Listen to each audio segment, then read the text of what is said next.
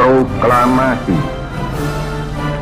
Kami, bangsa Indonesia, dengan ini menyatakan kemerdekaan Indonesia.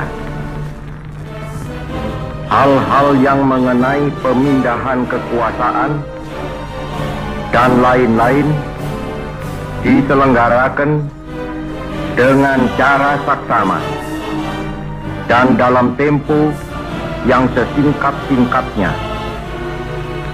Jakarta, 17 Agustus 1945, atas nama bangsa Indonesia, Soekarno, Hatta.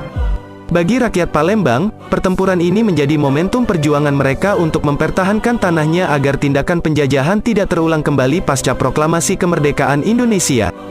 Setelah meredanya Perang Dunia Kedua, tentara sekutu melakukan ekspansi ke berbagai wilayah bekas jajahan tentara Jepang di Indonesia, termasuk diantaranya adalah Palembang, yang berhasil dicapai pada tanggal 12 Oktober tahun 1945.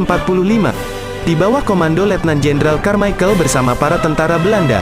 Pasukan sekutu ini juga melindungi kedatangan tentara Belanda yang semakin hari jumlah pasukan mereka bertambah banyak. Terlebih ketika sekutu meninggalkan Palembang pada Maret tahun 1946. Mereka menyerahkan kedudukannya di kota Palembang kepada tentara Belanda. Konflik awal terjadi ketika Belanda menginginkan agar kota Palembang dapat dikosongkan segera mungkin. Namun permintaan tersebut ditolak oleh seluruh rakyat Palembang sehingga berakhir dengan baku tembak pada tanggal 1 Januari tahun 1947 di Palembang Ilir, dan menyerang markas Barisan Pemberontak Republik Indonesia, BPRI, di Jalan Tengkuruk.